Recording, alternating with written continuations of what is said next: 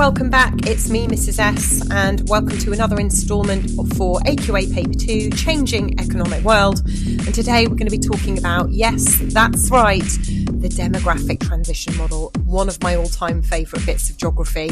I am not being sarcastic. Remember, I am a geography teacher. So get your pens and pencils ready. Let's get started. So you will recognise this. This is the demographic transition model, and it does exactly what it says on the tin. Demographic meaning population, transition meaning change. So it is a model designed to show how population changes through time and through economic development. And your job is to match the stages and explain how the stages actually link to and match with different levels of development. So let's get started on stage one. So stage one, as you can see there, I've shot it on the left. Birth rates and death rates are extremely high and almost to the point where they actually cancel each other out. We're talking about 40 per thousand plus. That means the population of the country is extremely low, as I said, because they almost cancel each other out. So why is that happening? Well, it's really, think about the UK over 1,000 years ago, certainly before the Industrial Revolution. This is about a lack of development, a lack of infrastructure. So we've got a lack of contraception, for example, lack of family planning, lack of healthcare, lack of vaccines and immunisations. So a lot of people will die young, a lot of babies are being born, and a lot of those babies will die before they reach their second birthday, hence high infant mortality rates. But people also want to have lots of children for many reasons. Economic value of children. The children can actually contribute to the income of a family, perhaps work on a farm. And also cultural factors there play a big part. So, for example, polygamous societies where a man may take more than one sexual partner or wife. A lack of public services generally, so lack of hospitals, certainly nursing homes or anything like that don't exist. And the result of this is, of course, that we have this very low population, high death rates, high birth rates. Disease spreads extremely quickly due to that lack of public services, the lack of sewage systems and things like that. So how does this link to development? Well, it really helps us to explain the least developed parts of the world, underdeveloped social and economic conditions. So we're talking about places which are still in a subsistence economy. And that means they're not making any money. They're not making profits. They're agricultural, but only to feed themselves. There is no country in stage one. The only example we have really is tribal groups. And one of my favourites is the Hadzabe people pictured at the bottom here. The Hadzabe live in Tanzania in East Africa. They have lived in this way for thousands of years. They don't want to change. They've actually refused intervention by the Tanzanian government. They wish to carry on living as they do, despite their extremely high infant mortality rates, death rates, and extremely high birth rates. So that is almost it is by choice. So let's move on to stage two. How do things start to change? Well, there is a big change, and that is a fall in the death rate, a dramatic fall in the death rate. And that is down to healthcare improvements. So think about the UK during the Industrial Revolution. All the major steps forward, improved vaccines, immunisations, that really lowered rates of disease, improved education. So people learn about how disease was spread. It wasn't just about theory, it was about fact. Public services improved, things like sewerage systems and waste disposal, and that had a huge impact on the death rate. So modern day example here, probably a good one, is Uganda. They have still extremely high birth rates, mostly due to cultural factors and socioeconomic factors, but they've invested a huge amount into childhood vaccination and immunisation schemes. And that means people are living longer. Children are living into adulthood.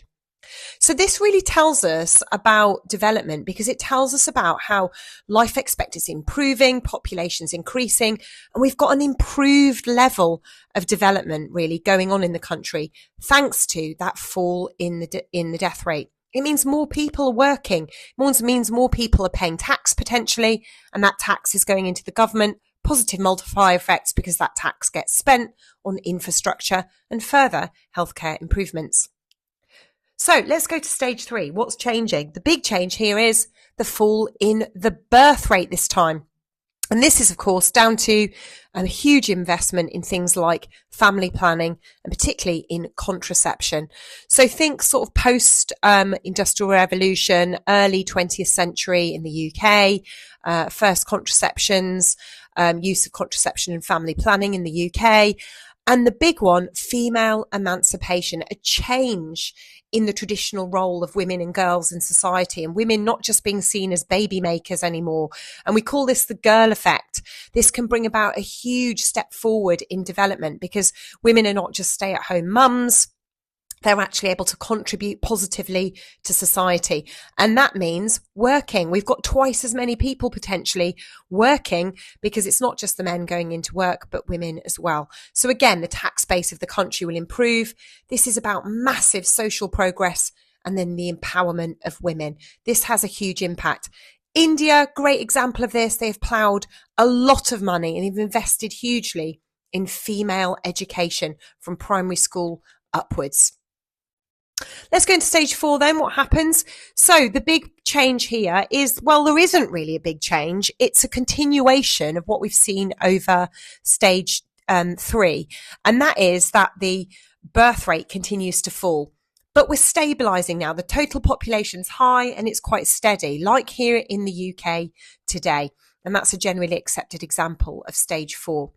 So why does the birth rate continue to fall? Well, it's about, again, continued empowerment and emancipation of women going into not just work, but careers, starting careers early, delaying childbirth, delaying families, delaying getting married, delaying all of those things till they're much, much older and less fertile. Generally as well, universal access to contraception at this point, things like the contraceptive pill, and the high cost of children and the high cost of childcare. So women putting off having children due to that as well with their partners. So this is really now at a high level of development. Mortality rates are their lowest, life expectancy is at highest, and we really by this point have a very stable population. So what changes in stage 5? Well, we see for the first time the birth rate dipping below the death rate. And this means a population decline. Now, whilst this can be viewed as a huge step forward in development, we might also perceive this as a decline and possible threat to development because we enter into an aging population.